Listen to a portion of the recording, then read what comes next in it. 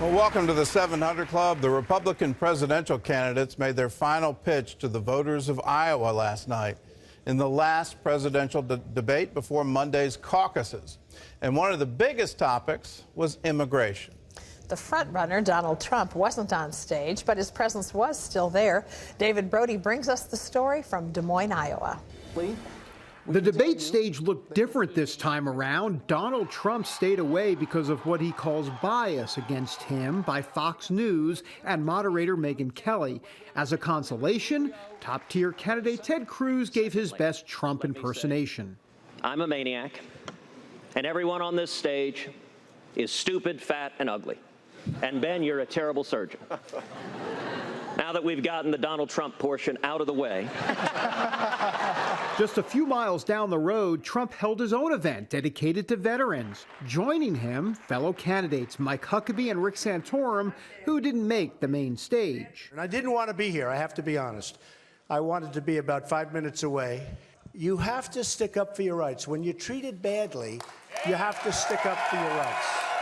His loyal supporters backed Trump's boycott. I think it's wonderful. Instead of listening to them and being at the other debate with the probably just a circus, and to honor the veterans and all that he did here tonight is so much more wonderful. Back at the debate, Marco Rubio and Rand Paul took shots at Ted Cruz's credibility, especially on immigration. He is the king of saying, oh, you're for amnesty. Everybody's for amnesty except for Ted Cruz.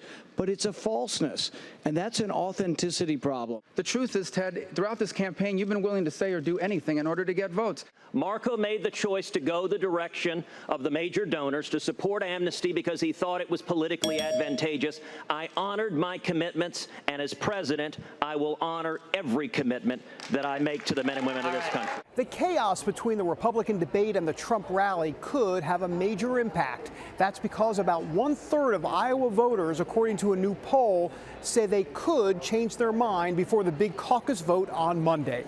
David Brody, CBN News, in Des Moines, Iowa, at the GOP debate. We're all looking forward to that final poll at the end of the caucus, and that will be the one that decides it. Well, John Jessup has the rest of our top stories from our CBN News Bureau in Washington. John? Thanks, Gordon. The World Health Organization is sounding the alarm over the Zika virus. The biggest concern is for pregnant women because their babies could suffer serious birth defects. The WHO says Zika is spreading explosively in the Americas and estimates 4 million people could be infected by the end of the year.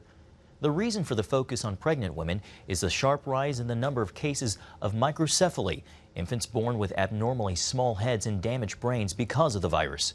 We'll have more on this story next week on the 700 Club. A new study shows many pastors confess they're struggling with pornography or have struggled with it in the past. The Barna Group says more than half of pastors have battled porn, and almost 2/3 of youth pastors have a problem with it now. The vast majority say it has negatively affected their ministries. Israel is beefing up security in Judea and Samaria because Jewish settlements there recently have become targets for Palestinian terrorists. They've killed 2 women in separate attacks, including a mother of 6 who was murdered defending her home. More than 400,000 Israelis live in 150 communities in what's known to many as the occupied West Bank. Beit Horon is the 3rd settlement hit by terrorists. It was founded in 1977, where the biblical town of the same name was located. A resident and first responder there says it's part of the divine inheritance of the Jewish people. This land has belonged to us since the Bible. Yes, we were evicted, thrown out of our land very brutally, dispersed among the nations, but all through the thousands of years, every prayer, no matter where the Jew is in the world, he talks about the return to Zion, to our eternal homeland.